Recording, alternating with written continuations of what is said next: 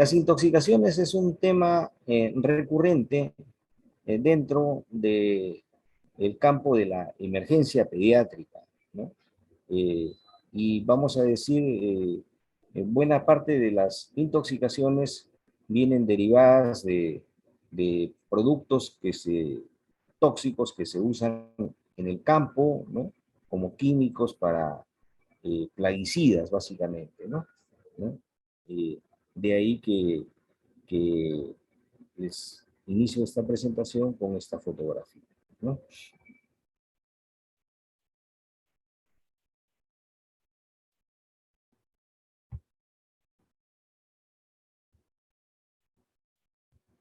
Vamos a conocer la historia y epidemiología de las intoxicaciones, su clasificación según la presentación de signos prevalentes, las rutas de las intoxicaciones, ¿no?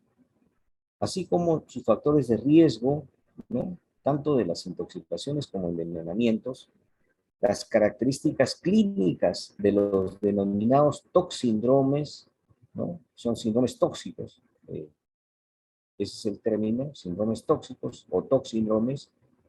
Vamos a diferenciarlos clínicamente, vamos a describir su ayuda diagnóstica, complicaciones, pronóstico y seguimiento.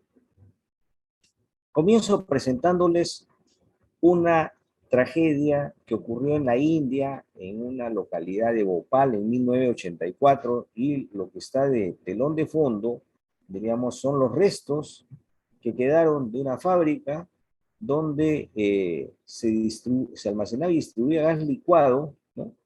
¿No? Y, perdón, la foto es de México, gas licuado en México, entre 500, primero fue esto de México, perdón, lo de México fue, la foto es de la India, de Bhopal, pero esto que les comento ahorita, está en el primer párrafo, corresponde a que primero en México hubo una explosión, ¿no? De gas licuado y causó 500 a 600 víctimas mortales, ¿no? Y 5.000 heridos, ¿no? Dice que las llamas llegaron hasta 300 metros de altura y la radiación térmica fue tal que solo el 2% de los cadáveres pudieron ser reconocidos. 2 semanas después ocurrió este evento, que es el de la fotografía, en Bhopal, en la India, considerada como el Bagdad de la India, ¿no? Eh, ¿Qué pasa? El 3 de mayo de ese mismo año, una fábrica de pesticidas, ¿no? Sufrió el escape de un tóxico, el isocianato de metilo, provocando la muerte de miles de personas y dejando 500.000 de afectados. La envergadura de ambos accidentes y su proximidad temporal, ¿no? Despertaron una alarma social y de conciencia a nivel de gobiernos, sobre todo los países más industrializados, y como consecuencia de eso surgieron las primeras normas sobre seguridad y emergencia en la industria química, ¿no? Pero nosotros no estamos exentos de estas tragedias, ¿no? Estoy citando 5 o 6 de ellas, pero el fondo de la imagen corresponde a una que es la primera, que fue una tragedia en una comunidad andina de Taucamarca, ¿no? A más de 3.500 metros sobre el nivel del mar, en Cusco, donde con un desayuno escolar, ¿no? El Foncodito se llamaba, ¿no? Se intoxicaron todos los niños de esta pequeña comunidad. Como ustedes podrán apreciar, diríamos, eso era el centro y todo lo que había prácticamente. Lo que se ve a la mano izquierda, ese techo encalaminado a 2 aguas, ese era el comedor de esa comunidad. Como toda comunidad rural, pues las casas no están una al costado de otra, ¿no? Entonces, aquí lamentablemente los niños, sufrieron este envenenamiento. ¿Por qué? Por una imprecaución que se tuvo, ¿no? De almacenar, como era la cocina, ahí también almacenaron los pesticidas, ¿no? Y miren el reguero de féretros que dan cuenta, ¿no? Los niños fallecieron, prácticamente todos fallecieron en las 2 primeras horas. Eso nos da una idea de lo rápido que se tiene que actuar cuando hay una intoxicación aguda, ¿no? O sea, no da tiempo. Y si murieron tantos niños en simultáneo fue porque ahí no había ni un centro médico. El centro médico más cercano, que estaba en Huasac, a 30 minutos de camino, ¿no? Solamente tuvo un pequeñísimo stock de atropina, ¿no? Que es el antídoto universal, ¿no? Y que era aplicable en este caso. Unas cuantas atropinas que no alcanzaron para nada, y cuando llegaron los auxilios de la capital de la región del Cusco ya fue extemporáneo. Pero no solo eso, sino que posteriormente también en Lima, en San Juan del Lurigancho, en una guardería, ocurrió lo mismo, pero felizmente en este caso no hubo muertos, no hubo fatalidades. Y otros más que han habido, ¿no? Nuestra región también está afectada, nuestra macroregión, diríamos, ¿no? ¿No? Acá les doy cuenta de esta que ocurrió en el 2015, ¿no? En, en un distrito de Santa Cruz, en Cajamarca, en Catache, ¿no? Y todas las niñas de un colegio, también por una imprecaución, se habían intoxicado. ¿Qué ocurrió? ¿Qué ocurrió? Que en el fin de semana el colegio decidió fumigar. ¿Para qué? Para, diríamos, eh, eh, desinfectar el ambiente, básicamente, pues, de los mosquitos, ¿no? Y, y, y especialmente de la Aedes aegypti, ¿no? ¿No? Entonces, desinfectaron. El personal de salud, ojo con lo que digo, ustedes dentro de poco van a ser médicos, van a estar a cargo de un centro de salud, ¿no? Van a ser jefes del centro de salud cuando hagan sus serums, ¿no?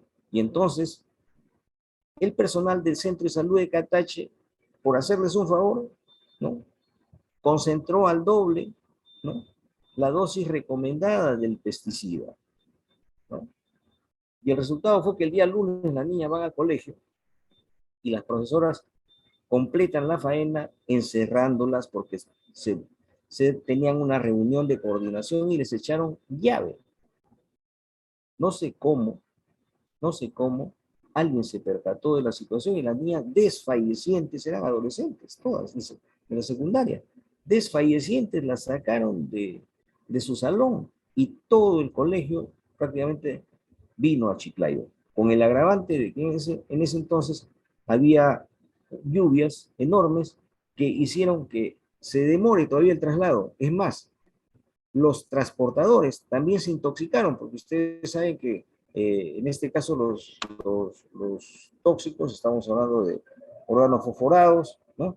Los tóxicos o carabamatos, ¿no? Entonces los tóxicos se exhalan por la vía respiratoria.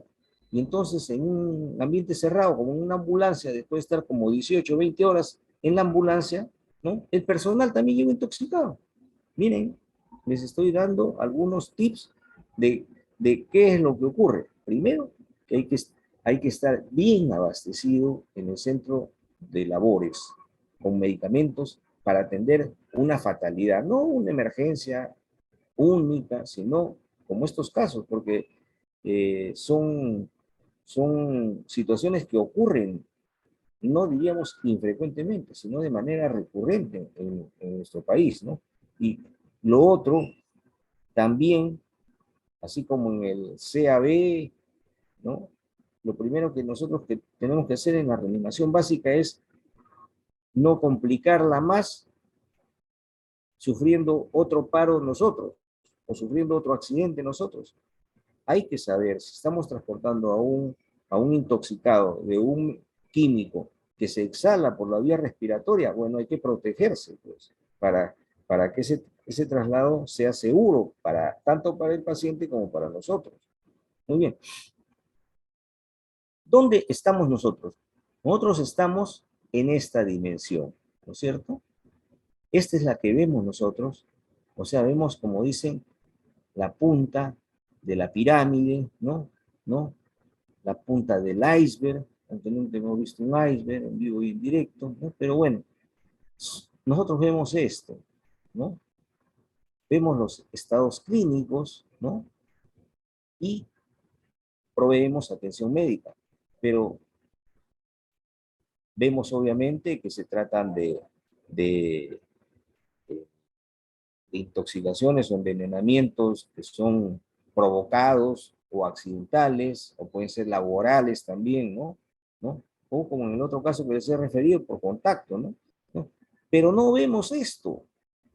Y esto es lo que también nosotros tenemos que ver y ustedes tienen que ver, ¿no? ¿No? Que es un factor de riesgo, ¿no? Un químico extraño para nuestro organismo, tiene que ver con el desarrollo de enfermedades como diabetes, cáncer o asma. Y esto por exposición crónica a dosis bajas, ¿no? De la misma manera, no vemos tampoco los efectos adversos sobre el desarrollo o la reproducción, ¿no? Y tampoco estamos muy comprometidos cuánto es la carga corporal que podemos soportar de determinados tóxicos o agentes químicos en general, ¿no? Y aquí tenemos los 10 contaminantes de mayor preocupación para la salud pública, ¿no? ¿No? Aquí tenemos los pesticidas peligrosos, ¿no? La polución del medio ambiente, el arsénico, el asbesto, el benceno, cadmio, el dióxido, el fluoruro, los fluoruros, ¿no? El, el plomo y el mercurio. Entonces, vamos a determinar conceptualmente, primero, qué sustancias pueden generar toxicidad y cuáles no. ¿Cuáles son signos de alarma y cuáles no? ¿En qué situaciones hay que actuar con rapidez? Algunos aspectos de su farmacocinética y qué se debe hacer de forma prioritaria y cuándo debemos ingresar o derivar a un niño. Es importante, ¿no? Tampoco creer que nosotros estamos solos contra el mundo, ¿no? Si nosotros vemos que la situación es inmanejable en el nivel que nos encontramos, ¿no? Que la capacidad resolutiva del establecimiento donde estamos no es tal, tenemos que derivarlo. No ganamos nada nosotros con eh, retener al paciente intoxicado, ¿no? La epidemiología varía según el grupo etario. En los niños menores de 5 años eh, corresponde al grupo más numeroso y a un tipo de intoxicación que es la accidental.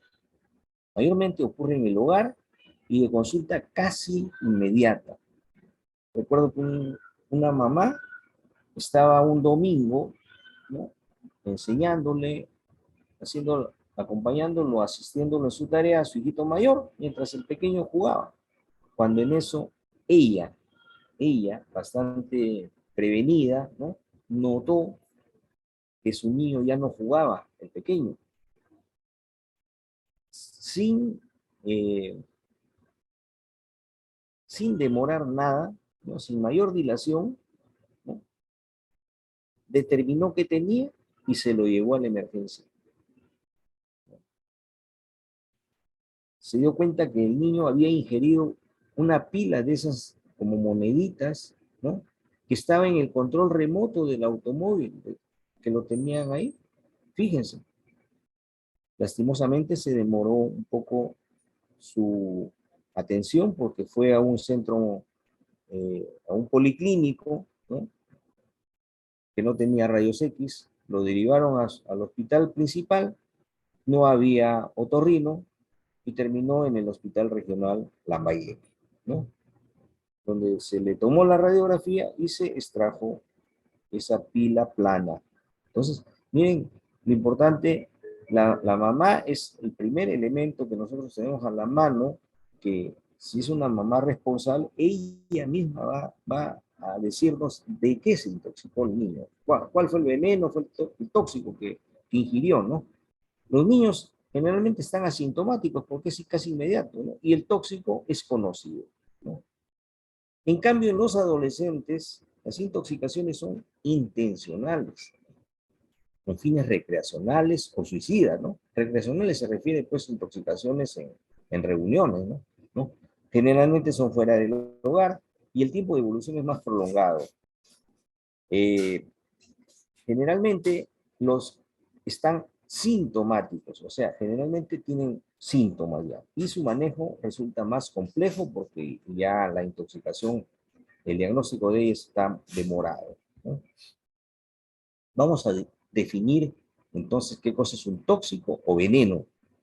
Yo a veces prefiero decirle veneno porque cuando nosotros sublimamos el término y hablamos de un tóxico, la gente no toma verdadera conciencia. Señora, su niño está envenenado.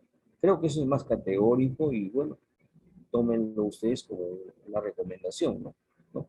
Toda, tóxico o veneno es toda sustancia capaz de producir daño a través de su acción química. Y la intoxicación es la expresión clínica del efecto de esa sustancia química, ¿no? Su epidemiología, ¿no?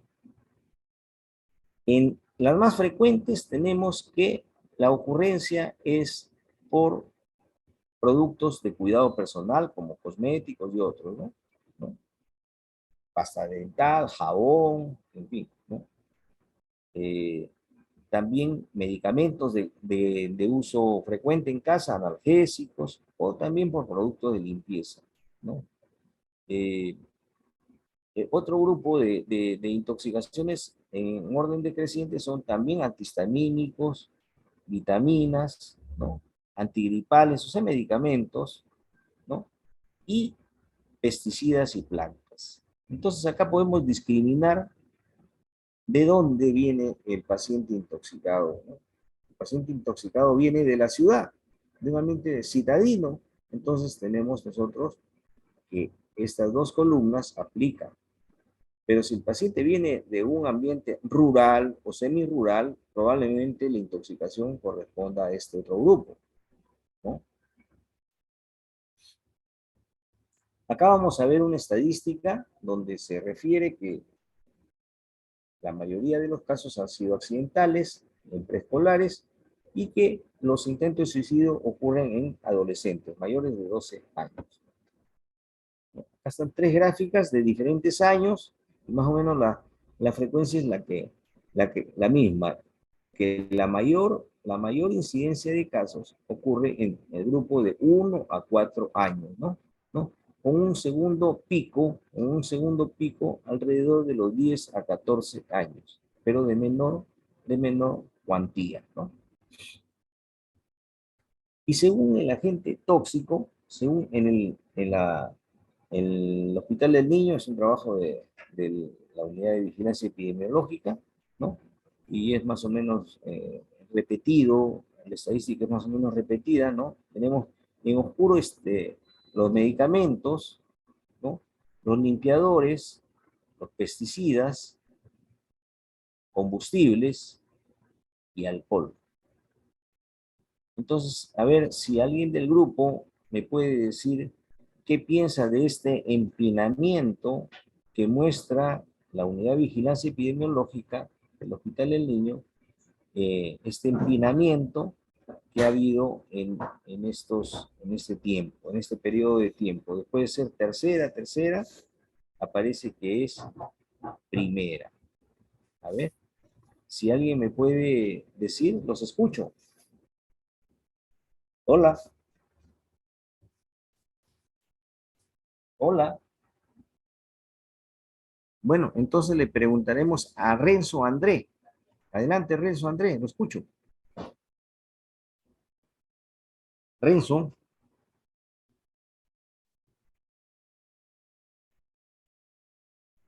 hola,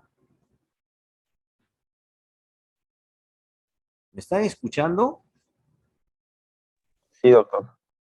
Por favor, a ver, Renzo André, ¿qué piensa de eso que hemos mostrado?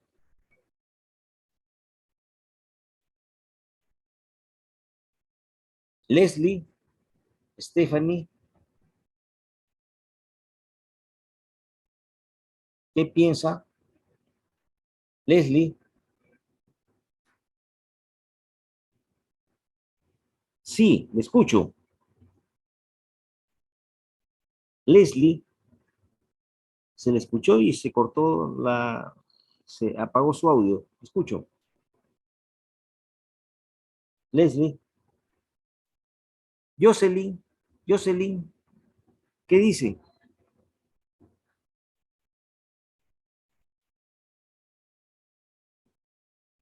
Mejía, Freddy Mejía, Freddy Doctor, Ronald Mejía. Adelante, doctor, ¿qué ¿qué tal? piensa Buenas de tardes. este movimiento? Sí, lo escucho. Doctor, usted se refirió a la curva de los pesticidas, creo, y parece que había un gran aumento de intoxicaciones por pesticidas, ya que ha aumentado la industria de estos y también el tenerlos en casa también ha aumentado. Ya. Tiene que ver, diríamos, con el, la concentración de referencias que se hace hacia los lugares de más capacidad resolutiva. No es porque en Lima se estén intoxicando más de,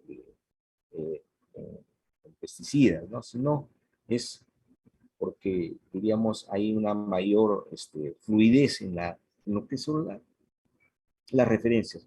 Bueno, los invito pues a todos ustedes a que estén atentos, porque, eh, digamos, así como ustedes responsablemente han ingresado a la clase, yo también me he preparado para hacerle la clase. Entonces, por favor, les ruego que ustedes estén atentos, pues para que no, no queden en silencio, porque eso les dice mucho de ustedes. ¿Ya? Seguimos. Vamos a hablar ahora de los toxidromes. Los toxidromes se refiere a los signos y síntomas de ciertos tóxicos que comparten un mecanismo de acción igual o similar, ¿no? Y así tenemos que hay un síndrome anticolinérgico.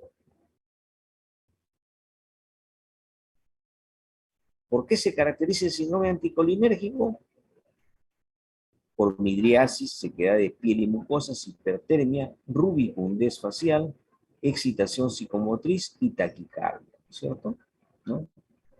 Es lo contrario del colinérgico, ¿no? El anticolinérgico. Causas más comunes, la atropina, los antihistamínicos, la escopolamina y antidepresivos tricíclicos, ¿no?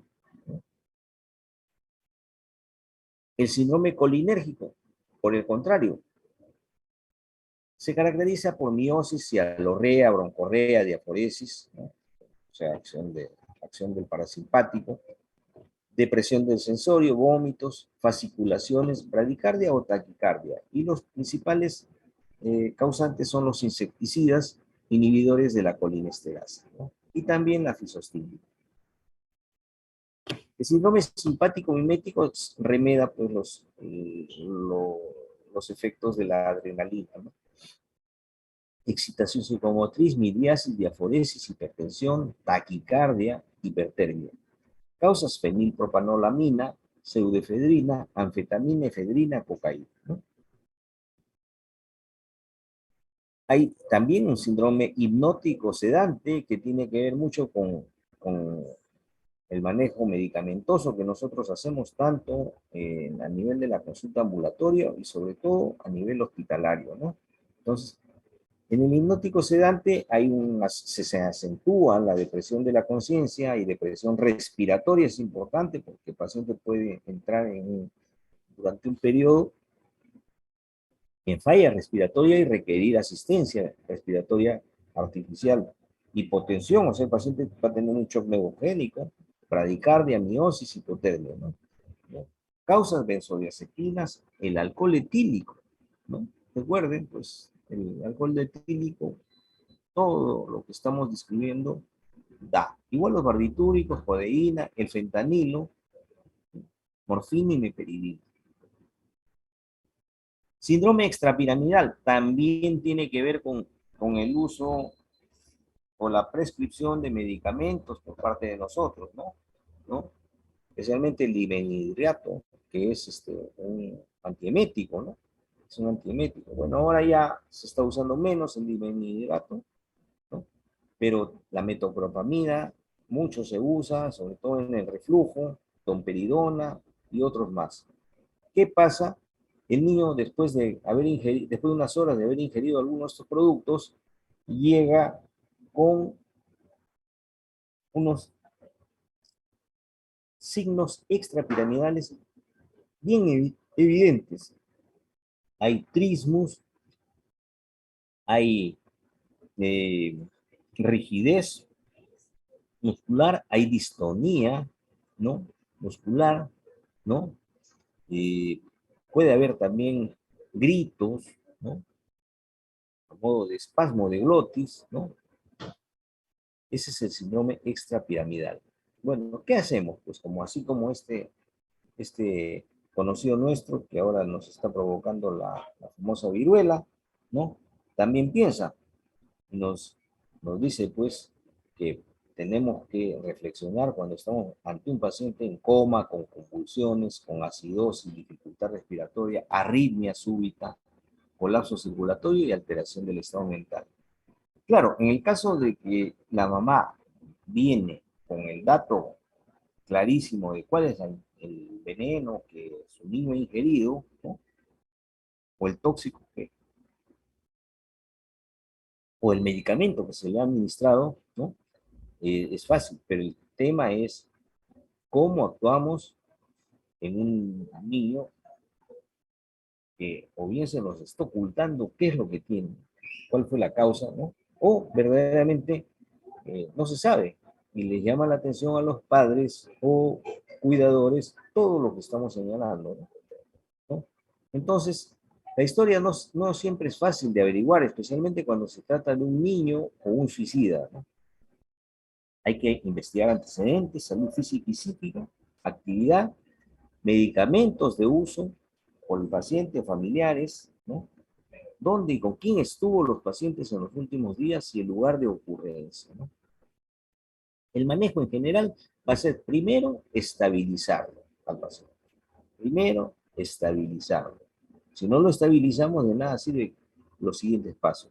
Segundo, tenemos que disminuir la absorción. Disminuir la absorción. 3, eliminar el tóxico, depurarlo. 4, considerar el uso de antídotos, ¿no? Y 5, tratamiento sintomático y prevención. Esta es pregunta de examen. Entonces, en el primer paso de la estabilización del paciente, ya saben, nosotros tenemos que utilizar este triángulo de evaluación pediátrica, donde vamos a ver cómo está la circulación, cómo está la respiración y cómo está su estado general, ¿no? En caso amerite, tenemos que iniciar una RCP con la consabida CAB. El segundo paso es la descontaminación, ¿no? La descontaminación va a ser cutánea, con un lavado enérgico, ocular con suero fisiológico, gastrointestinal con vaciamiento gástrico, emesis y lavado gástrico, carbón activado y catárticos.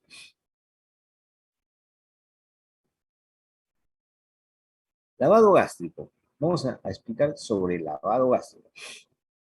Tiene sus indicaciones y tiene sus contraindicaciones, ¿eh? Se recomienda cuando la ingesta del tóxico es anterior a 1 hora de haberlo ingerido. Después de 1 hora no, porque ya se absorbió, pues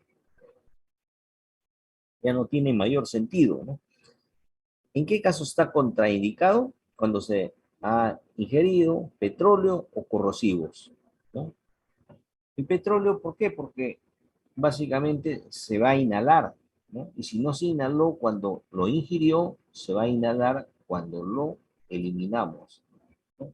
Y los corrosivos por el efecto dañino que hacen directo sobre la mucosa, ¿no? El esófago principalmente, ¿no?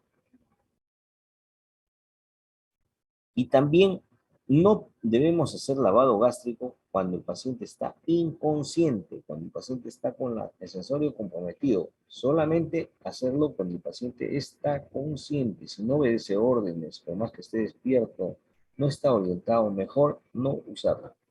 Complicaciones: broncoaspiración, efectos cardiorrespiratorios, colocación endotraqueal inadvertida de la sonda naso u orogástrica. A veces uno piensa que ya, pues, como vio que poner una sonda nasogástrica, orogástrica, es fácil. Yo la pongo pues la siguiente, y tengan en cuenta que tanto el esófago como la tráquea no van a ofrecer resistencia, ¿no? Al catéter, a la sonda, ¿no? Y podemos nosotros injuriar, ¿no? Injuriar este, la vía aérea, ¿no? Con una colocación inadvertida de la sonda, ¿no? Y la otra es el trauma, ¿no? El trauma que va a ser por sangrado o perforación, ¿no? No es infrecuente que a veces con vuelvo, a, vuelvo a repetir, improvisadamente, ¿no? Se coloca una sonda cuando el paciente ha ingerido un corrosivo, entonces la mucosa está muy frágil y la va a perforar, ¿no? La va a perforar, va a sangrar. ¿Cómo se hace el lavado gástrico? Se coloca al paciente en decúbito lateral izquierdo para evitar las aspiraciones y su pase del estómago a los intestinos. Hay que hacer protección de vía aérea y respetar la capacidad gástrica del niño. En niños, de 5 a 10 mililitros por kilo por vez. En mayores, 250 mililitros por vez. El volumen total va a ser en niños de un año o menos entre 0,5 a 3 litros. En escolares de 4 a 5 litros y en adultos 6 a 8 litros. Un medicamento bueno que se usa como, para evitar la absorción o absorción en este caso es el carbón activado. Es un descontaminante gastrointestinal en la primera hora y después de una hora en algunos tóxicos que tienen acción prolongada como teofilina, carbamazepina o fenobarbital. Contraindicaciones: ingesta de corrosivos. No tiene sentido y más bien el carbón puede ayudar a perforar esa mucosa, ¿no? Ileodinámico, tampoco. Administración de antídoto vía oral, ¿no? Es decir, si le hemos dado un antídoto vía oral y después de eso le damos carbón activado, lo va a neutralizar al antídoto, entonces no tiene sentido darle uno y quitárselo con el otro, ¿no? No es útil el carbón activado en hidrocarburos, alcoholes, metales, litio y cianuro. Posología, entre 1 a 2 gramos por kilo por dosis, y en niños de 1 a 12 años, entre 25 y 50 gramos por dosis. La dilución va a ser en 1 a 4 o una parte en 4 de agua o una parte en 8 de agua, ¿no? Por vía oral o sonda nasogástrica. Los efectos del carbón activado, efectos nocivos, son vómitos y constipación o estreñimiento, ¿no? Complicaciones van a ser obstrucción intestinal, aspiración pulmonar, evidencia indirecta de beneficio, y es más útil que la ipecacuana o que el lavado gástrico. Tercer paso, depuración. Depuración del tóxico. ¿Cómo lo vamos a depurar? Forzamos diuresis, alcalinizamos la orina y hacemos depuración gastrointestinal con carbón activado y laxantes. Finalmente, otra manera de depurar el tóxico es a través de la hemoperfusión y de la hemodiálisis. Cuarto paso, el antídoto. Ahí es donde podemos actuar nosotros ya medicamentosamente, ¿no? El antídoto tiene dos consideraciones, ¿no? El antídoto es todo producto que actúa biológicamente disminuyendo o neutralizando la acción de un agente tóxico u oponiéndose a sus efectos a través de diferentes mecanismos. Es un antagonista. Un ratito.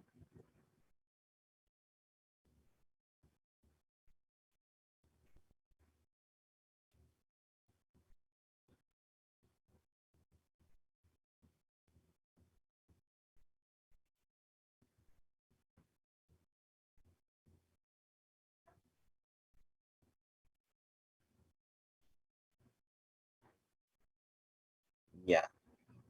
En cambio, ¿qué cosa es un antídoto? Es aquel que actúa por competencia con el agente tóxico por el mismo receptor en el sitio de acción. Entonces, no esperar el antídoto para actuar. Tenemos que actuar. Hay otras formas, evitando la absorción, eh, ayudando a la depuración, ¿no?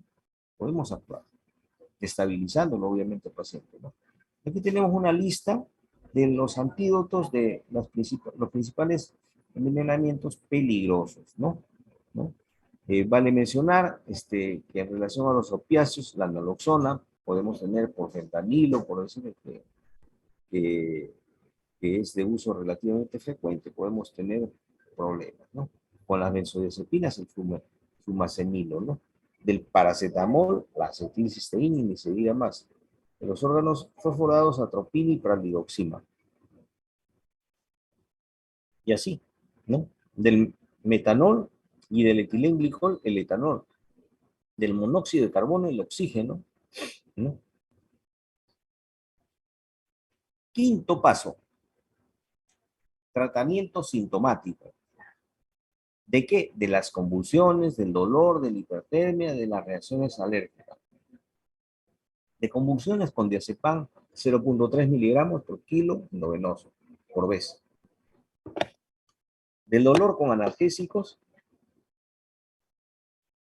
como ácido acetil salicílico, paracetamol u opiáceos.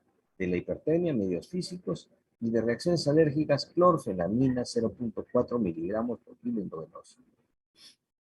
El sexto paso es la prevención. Todo producto químico es potencialmente tóxico. No exponer a los niños. Evitar guardar productos químicos en envases inofensivos. Y considerar síndrome de niño maltratado. Aquí vemos pues que están a la mano del paciente, ¿no? Los tóxicos, ¿no? Entonces, eso no debe hacerse, ¿no? Muy bien. Esta primera parte estamos dándola por concluida, ¿no?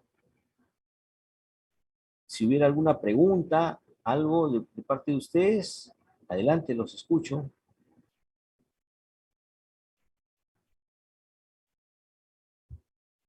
Hola.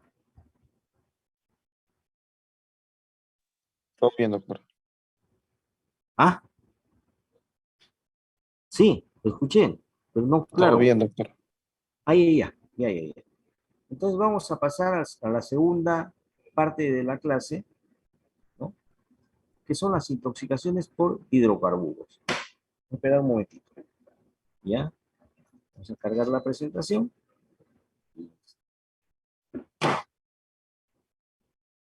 ¿Están viéndola? Hola. Ok. Ah, ah, Doctor. No, No, doctor. sí se está viendo. no, doc, te quedó en las Tiene que dejar de diapositivas anteriores. compartir. Ya, a ver. Ya, correcto, gracias. Ya, intoxicaciones por hidrocarburos. A ver, intoxicaciones por hidrocarburos, ¿no?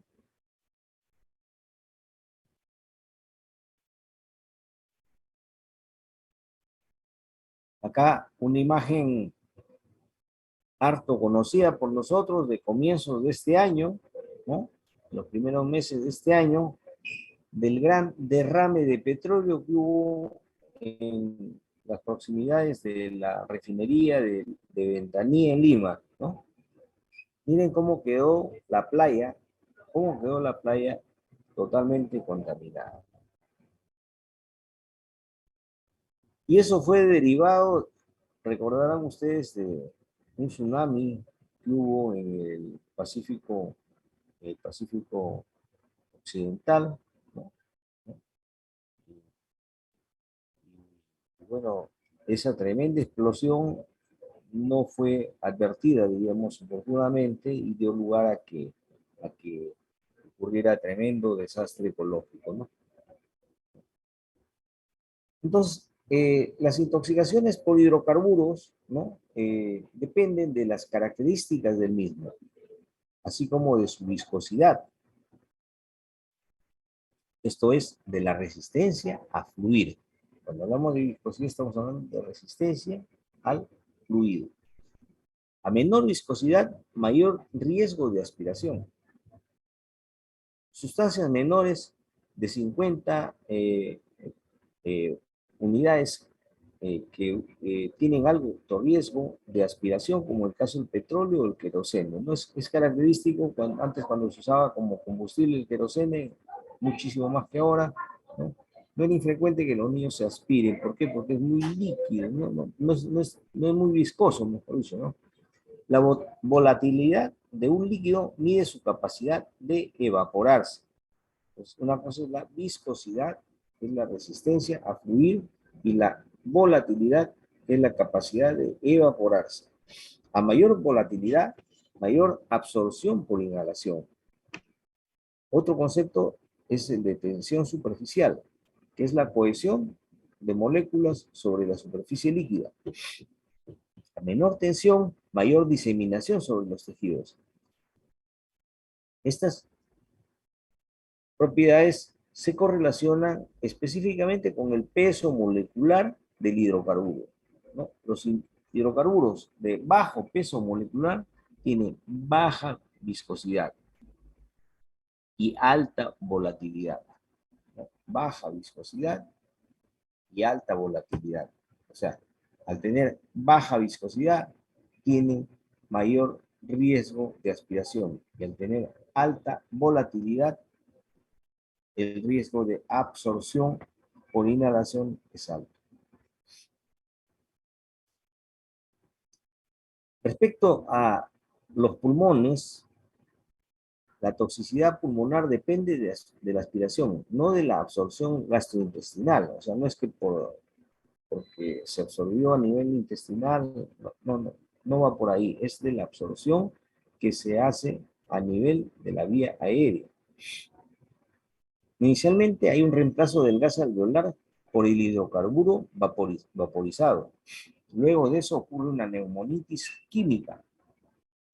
Entonces no es inmediato, entonces tampoco se apuren ustedes en estar tomando radiografía a un paciente que inhaló o deglutió gasolina o queroseno. No va a salir nada, tiene que tomarle dentro de 6 horas por lo menos, ¿no? 6 a 12 horas, porque recién está ocurriendo el proceso, ¿no?, de daño, de injuria. En el sistema nervioso central, el mecanismo no se conoce y mayormente son efectos por hipoxia. La clínica respiratoria de la aspiración de un hidrocarbonado, ¿no?, empieza con una quemazón en boca y faringe seguida de atragantamiento y tos. Puede haber disnea y cianosis transitoria, tos persistente, que pronostica severidad de compromiso pulmonar, aleteo nasal, tiraje, taquipnea. Puede haber fiebre, hay compromiso que aumenta durante las 24 horas. Dificultad respiratoria, también dentro de las 24 o 48 horas, que va a disminuir luego de las 48 horas para resolverse en un lapso de 3 a 5 días. Clínica del sistema nervioso central de la intoxicación por hidrocarburos. Depresión de sensorio, no es depresión psicológica o psiquiátrica, ¿no? Es una depresión del sistema nervioso central. Entonces hay somnolencia, ataxia, hiporreflexia. También puede haber convulsiones y coma, pero son raros. Excitación, euforia, hiperreflexia, delirio puede haber. Medidas generales del tratamiento. Primero, proveer oxígeno. Ya vemos que el hidrocarburo se va a tratar de posesionar de todo el gas que ayuda, ¿no? Entonces hay que prodigarle oxígeno suplementario. Hay que retirar la ropa contaminada y bañarlo. El paciente hidratarlo también. Vaciamiento gástrico no recomendado porque aumenta el riesgo de inhalación. Carbón inactivado no es efectivo. Corticoides no son beneficiosos y la antibiótico profilaxis tampoco ayuda.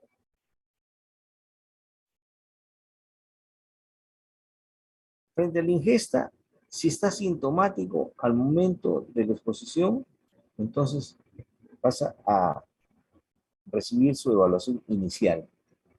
Si, si está, digamos, es positiva, se va a tomar radiografía, ¿no? En el otro caso, no está sintomático, entonces hay que supervisarlo cada 6 horas.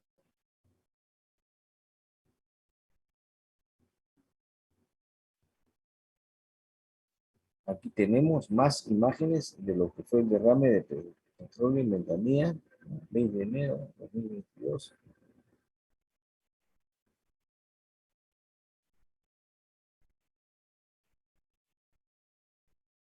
Seguimos. Vamos ahora con la última presentación que corresponde. Vamos a retirar la presentación, dejar de compartir. Vamos a la última, un momentito, mientras la cargo.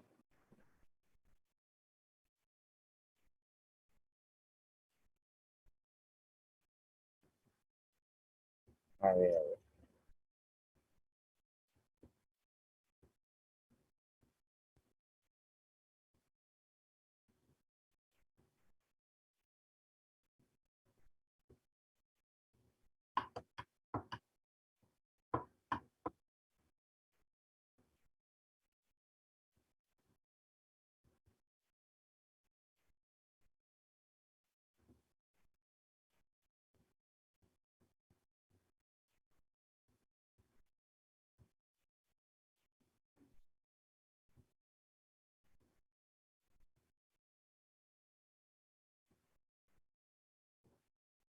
Está, a ver.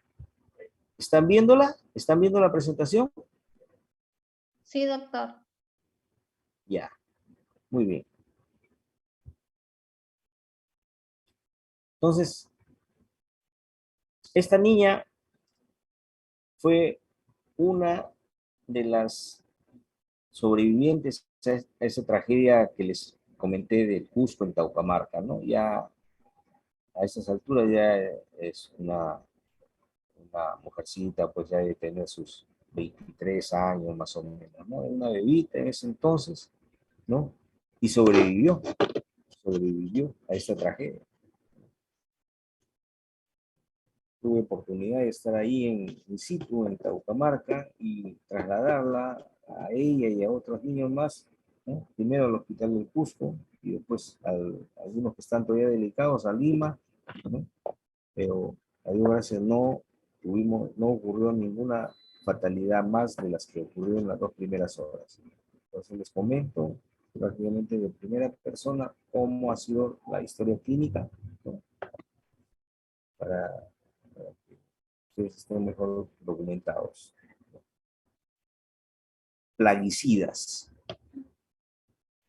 ¿no? Esta es la historia de los plaguicidas, ¿no? Los plaguicidas son una herramienta de tratamiento en el campo para evitar que los productos del campo pues adquieran plagas, como se llaman ellos, ¿no? Acá lo que les estoy mostrando, ¿no? Eh, una comunidad en Loreto donde ocurrió también otra tragedia, ¿no? Y esto es los pobladores, ¿no? De esa comunidad que les comenté, de donde están los féretros en la plazuela de la zona, de la comunidad rural, ¿no? Recogiendo las bolsas de pesticida que habían guardado en la escuela. Miren, pues. Miren, pues.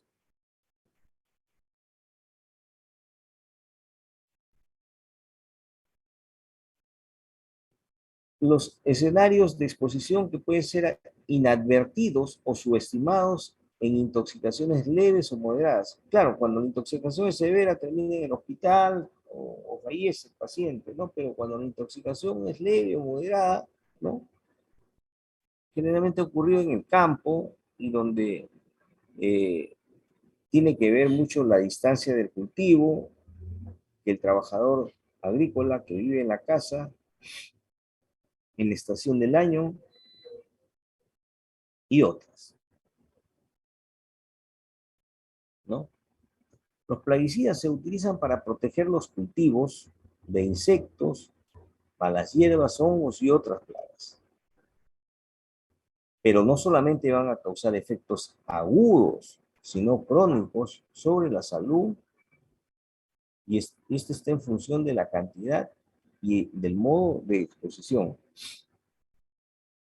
Algunos plaguicidas más antiguos y baratos pueden permanecer en el suelo durante años y en el agua también. La exposición a estos productos conlleva mayores riesgos para las personas que entran en contacto con ellas en su trabajo, domicilio o jardín. Son muy importantes para producir alimentos, los plaguicidas, porque van a mejorar, indirectamente van a mejorar el rendimiento del campo, ¿no? Para proteger a los consumidores de los efectos perjudiciales de los plaguicidas, la OMS estableció límites máximos de residuos aceptados a nivel internacional.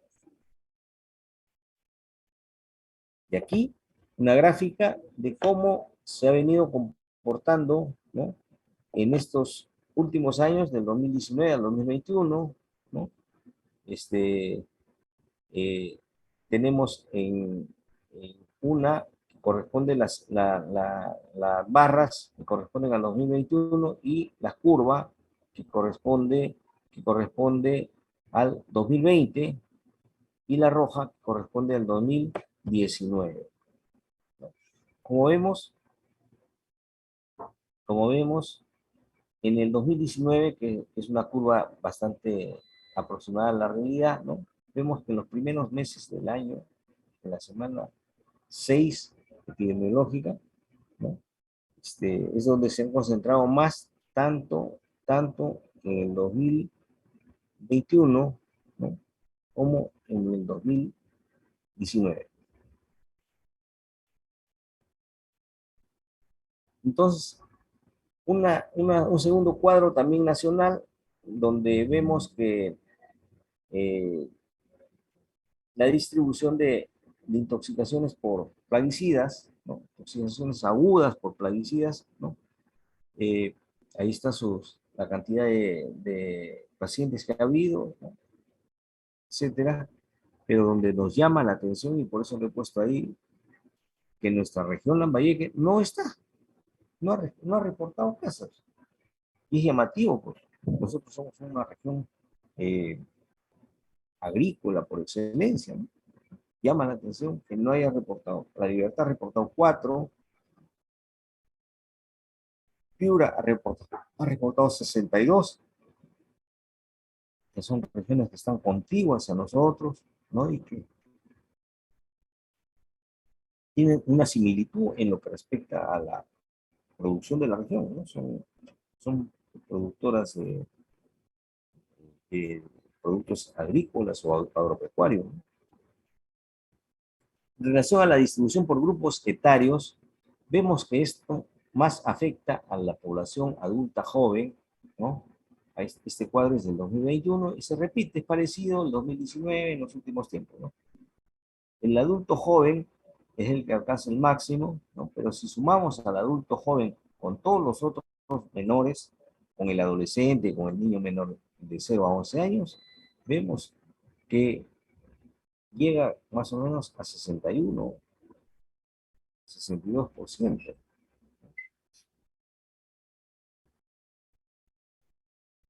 Esta gráfica es según el tipo de intoxicación del plaguicida, ¿no? Pues laboral, voluntaria es la que rebasa a todas, ¿no? Voluntaria. Accidentes no laborales, provocada, intento de homicidio y desconocido, ¿no? O sea, la principal es esta de acá, que corresponde a una mayor incidencia de intoxicaciones voluntarias. Aquí tenemos un segundo cuadro donde vemos por dónde se intoxicó, cuál fue la vía que utilizó para la intoxicación y largamente es la vía oral, ¿no? Y en menor cuantía, la piel o el aparato respiratorio.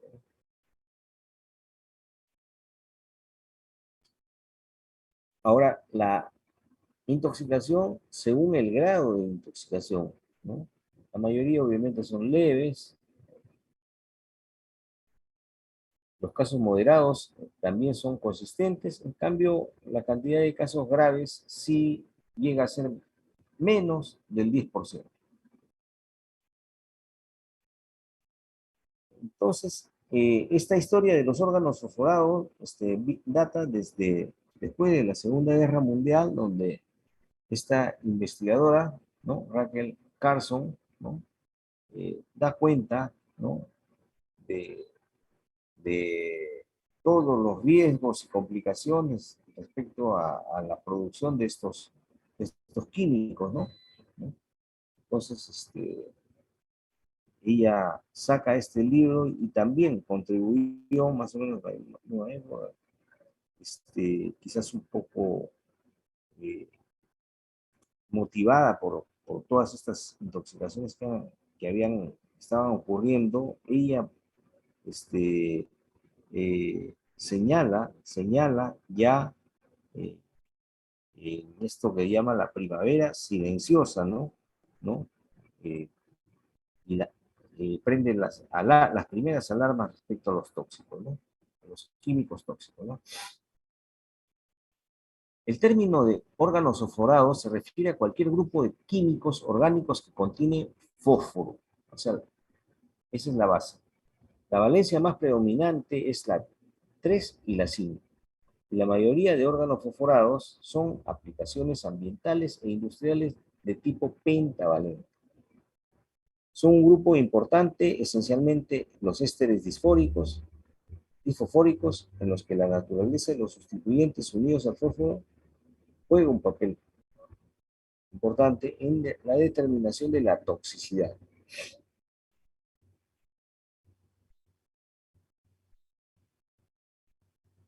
Aquí tenemos los tipos de pesticidas en un trabajo que se ha hecho en la localidad de Majes, en la región Arequipa. Entonces, vemos cómo clasificados por su grado de toxicidad, vemos que en esta localidad, ¿no? A propósito del trabajo que se hizo, ¿no? Tenemos que utilizaban productos con grado 4 que corresponden a toxicidad muy alta, ¿no?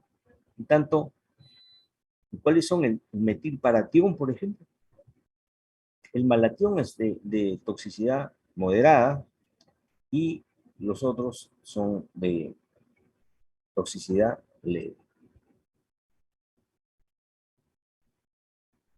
En relación a los carbamatos que tienen una similitud en lo que es la clínica, también hay algunos que son conocidos, como el famoso campeón, el Baigón, el Sebin, supercampeón, ¿no? Los que más concurren a la emergencia. Las vías de absorción. Las vías de absorción son todas, ¿no? ¿No? Oral o digestiva, respiratoria o inhalatoria, cutánea o dérmica, placentaria por la leche materna. ¿Cómo es el síndrome colinérgico? Que algo lo hemos repasado en la clase, ¿no?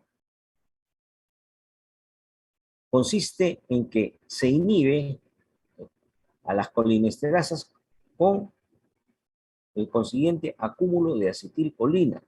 Ese es el asunto, ¿no? Aquí tenemos la acetilcolina que es liberada, ¿no? Que es liberada, pero al no haber colinesterasa, ¿no? Va a haber colinesterasa, entonces se va a sobrecargar el espacio sináptico, ¿no? De acetilcolina.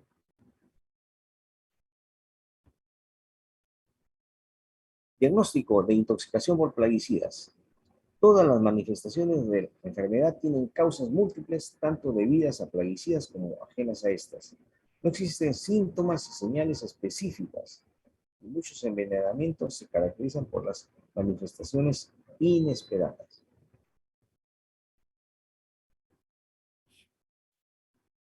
Buscar en la historia clínica si la intoxicación es aguda o provocada, ¿no?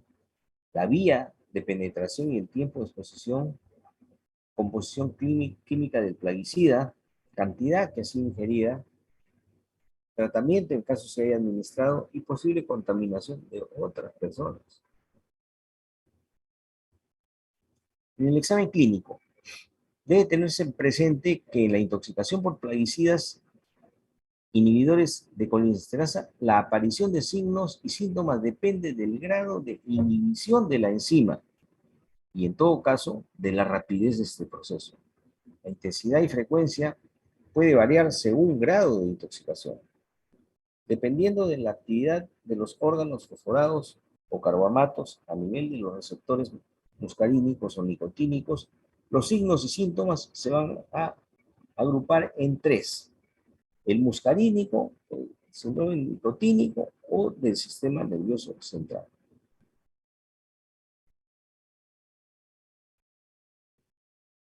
Formas clínicas. Puede ser una intoxicación aguda, puede haber un síndrome intermedio, puede haber una neurotoxicidad retardada. Todo esto corresponde a los órganos fosforados. Y en los carbamatos solo se presenta la intoxicación aguda, ya que son rápidamente degradados. Aquí tenemos, en relación a la intoxicación aguda, ¿no?, por órganos fosforados y carbamatos, los síntomas, así como en el de la neurotoxicidad, como una neurotoxicidad intermedia, ¿no?, y el tercero que corresponde a neurotoxicidad retardada, ¿no? Entonces, a ver, en relación a la neurotoxicidad intermedia o síndrome intermedio, este aparece súbitamente después de las 24 horas, hasta las 96 horas después de la intoxicación aguda. Se presenta con debilidad, parálisis de nervios craneales, debilidad muscular proximal de extremidades y flexores de cuello, debilidad y parálisis de músculos respiratorios. Y en este caso, cuando hay un síndrome intermedio, la recuperación es más demorada, ¿no? Más demorada, va a ser en 5 a 20 días, y si el manejo es adecuado, generalmente no deja secuelas, ¿no? Ahora vamos a ver la neurotoxicidad retardada. Esto es solamente en el caso de los órganos fosforados que son neurotóxicos. No todos van a ser neurotóxicos. Van a presentar calambres, sensación de quemadura, dolor sordo o punzante simétrico en pantorrillas y menos frecuente en tobillos y pies, parestesias en pies y piernas, luego debilidad de peroneos con caída del pie, seguida de disminución de la sensibilidad al tacto, al dolor y a la temperatura en extremidades inferiores y menor grado de las superiores, y atrofia muscular. El signo de Romberg, pérdida de reflejos aquilianos y contractura del tobillo. Finalmente se instala una parálisis que afecta miembros inferiores, pero también puede alcanzar los superiores. El pronóstico, después de un adecuado tratamiento de sostén, la recuperación puede presentarse entre 6 y 18 meses luego del inicio del déficit neurológico. Y en cada caso severo pueden quedar incluso secuelas. Miren, estamos hablando de que nosotros no podemos seguir teniendo una visión, diríamos, de que solamente las intoxicaciones son igual a emergencia. Puede ocurrir, como en este caso, una intoxicación un poco más demorada, como la de la neurotoxicidad intermedia, o tardía, la retardada, ¿no? Entonces, hablando del síndrome muscarínico, el síndrome muscarínico, ¿no?, va a consistir en miosis, epífora, visión borrosa, básicamente eso, ¿no? ¿Por qué? Porque hay una dificultad en su acomodación del ojo, ¿ya? En las membranas mucosas puede haber hiperemia y rinorrea. A nivel de bronquios y pulmón, broncorrea, cianosis, disnea, dolor torácico, respiración difícil por broncoconstricción y broncorrea. Tos también. A nivel del aparato o tracto digestivo, tenemos anorexia, cólico, incontinencia fecal, diarrea, náuseas, cialorrea, vómitos. A nivel de corazón puede haber bloqueo cardíaco, bradicardia, arritmias, hipotensión, disuria, ficción involuntaria. Y en la piel tenemos la diáfora, a nivel de vejiga, perdón, tenemos disuria, inyección involuntaria, y a nivel de piel, diaforesis, y a nivel de glándulas exócrinas o exocrinas, hipersecreción y sudoración. Es el síndrome muscarínico. Algunos de estos síntomas también van a presentarse en el otro síndrome. Aquí tenemos el síndrome nicotínico. A nivel de la sinapsis va a ser responsable de la cefalea, la hipertensión pasajera, el mareo, palidez y taquicardia. Y a nivel musculoesquelético, los calambres, la debilidad generalizada, fasciculaciones, mialgia y parálisis flácida. Y a nivel del sistema nervioso central, ansiedad, ataxia, Babinski, cefalea, coma, confusión, convulsiones, depresión del centro respiratorio y circulatorio, perturbación mental, somnolencia.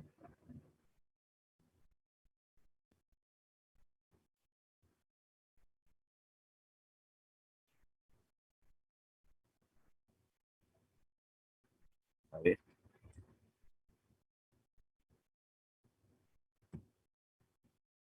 A ver, a ver.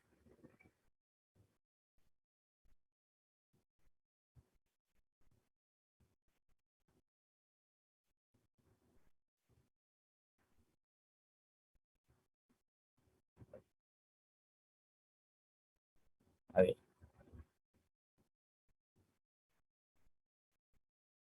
Aquí tenemos una diapositiva donde podemos diferenciar entre órganos fosforados y carbamatos. En los órganos fosforados, la inhibición, ¿no?, a nivel de la sinapsis, ¿no?, va a ser irreversible, en cambio el carbamato va a ser reversible. La acción obviamente va a ser más duradera, más prolongada, el carbamato va a ser menor. Y también se puede usar alternativamente oximas. En cambio, el carbamato no tiene sentido, ¿no?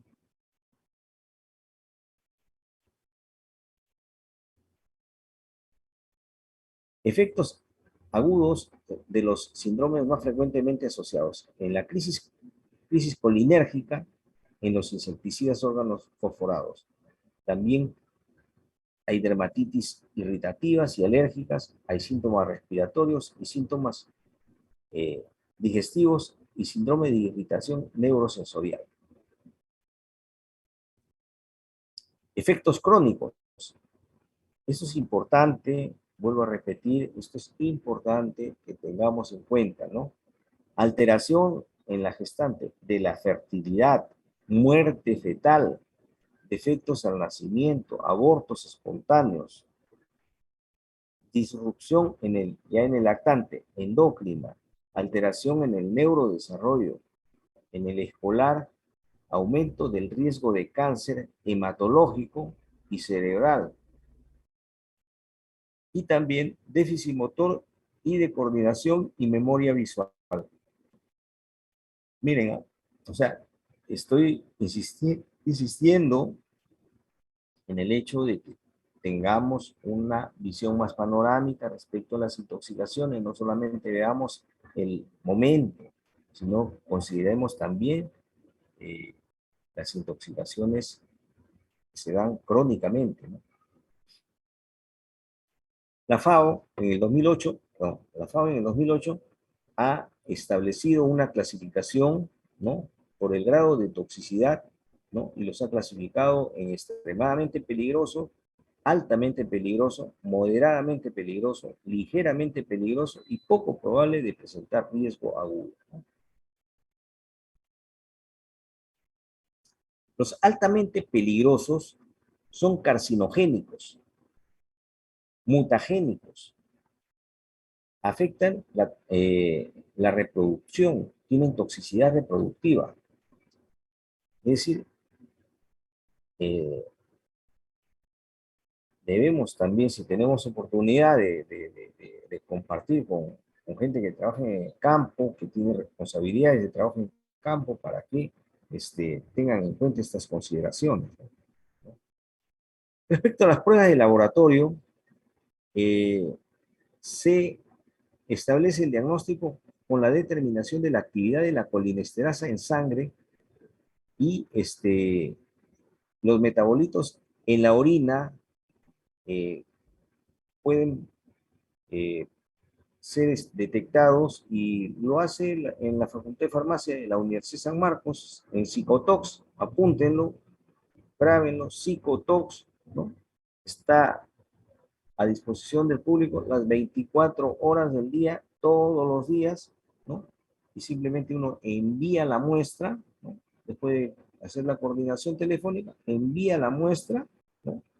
Y en menos de 24 horas de recepcionada, ustedes tienen el resultado de qué tóxico ha sido el causante de la intoxicación o envenenamiento de su paciente, ¿no? ¿No? Y como es de la Universidad San Marcos, el costo es módico, vamos a decir, ¿no? Dado el contexto en el que generalmente ocurren las intoxicaciones, no siempre es posible conocer sus antecedentes. El paciente no está en condiciones de suministrar datos, o la persona que acompaña no puede brindar la información requerida. La mayor parte de veces, como sabemos, no tenemos disponibilidad de laboratorio. Ante esta situación, se tiene que recurrir a una prueba terapéutica con atropina, que es el antídoto universal, ¿no? ¿Cuáles son los diagnósticos diferenciales de las intoxicaciones por plaguicidas, ¿no? Un síndrome convulsivo, un coma hiper o hipoglicémico, otro tipo de coma, otras intoxicaciones, ¿no? ¿No?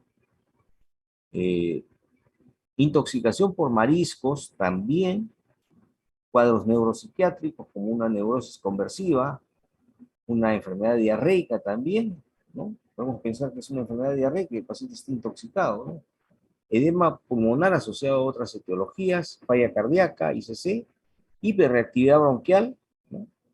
Y misetismo, o sea, intoxicación por hongos. Manejo. Igual que en la primera presentación, la secuencia es la misma, ¿no? Medidas de soporte, o sea, hay que estabilizarlo, hay que descontaminar, obviamente hay que eliminar la ropa contaminada, es algo que no hicieron cuando transportaron a esas niñas de Catache, ¿no?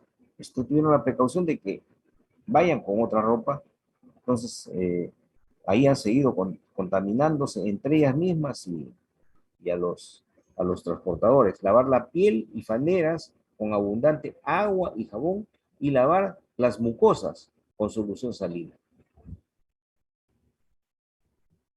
Antídoto, la atropina, ¿no? Es un reactivador de la colinesterasa, ¿no? Tanto para órganos fosforados y para carbamatos también atropina, ¿no? La atropina antagoniza los efectos muscarínicos de la excesiva concentración de acetilcolina. No actúa sobre los efectos nicotínicos ni sobre los del sistema nervioso central. No reactiva la colinesterasa. No reactiva la colinesterasa. Es importante. La dosis en niños es 0.05 miligramos por kilo por dosis y se debe dar cada 5 a 10 minutos. Hay que monitorizarlo, hay que tener una tabla de registro de los signos, del diámetro pupilar, del color de la piel, ¿no? Hasta que logre una atropinización.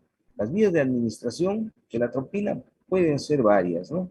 De preferencia endovenosa, ¿no? Pero si no se puede, pueden utilizar la vía subcutánea o la vía intramuscular, ¿no? La atropinización consiste en que ya logramos el enrojecimiento de la piel, el rubor, la sequedad de las mucosas, midriasis, taquicardia. Y logrado eso, hay que espaciar la dosis y mantener el tiempo que sea necesario para evitar el recrudecimiento. Una cosa que ocurre con frecuencia es de que nosotros decimos, ya está atropinizado, ya aquí paro. No, señor. Si usted logró la atropinización cuando estaba, diríamos, recibiendo cada 15 minutos, manténgalo cada 15 minutos, 2, 3 dosis más y después espacíelo a 30 minutos, ¿no? No, no digas se suspende. ¿Por qué? Porque viene un recrudecimiento, como se señala, ¿no? ¿No? Signos de intoxicación, podemos intoxicarlo al paciente, ¿no? Una vez, si seguimos nosotros poniéndole cada 5 minutos y no hemos tomado cuidado, no hemos tomado atención de que tenemos que ir espaciando dosis, ¿no? Loco como una cabra, rojo como un tomate, seco como una pasa, ¿no? Ciego como un murciélago y caliente como una brasa. Son los signos clásicos de la intoxicación por atropina, ¿no? Recuerden que la Organización Mundial de la Salud confirma que al año mueren 100.000 personas por uso de pesticidas y 200.000 son intoxicados de forma aguda por el uso de plaguicidas en la agricultura y ganadería, siendo muy vulnerables los niños. Muy bien. Esto es lo que les he traído para presentarles, ¿no? Espero que hayan tomado atención de todo lo que se ha señalado en la clase. Quisiera saber si hay algunas preguntas, algunas dudas o comentarios. Los escucho.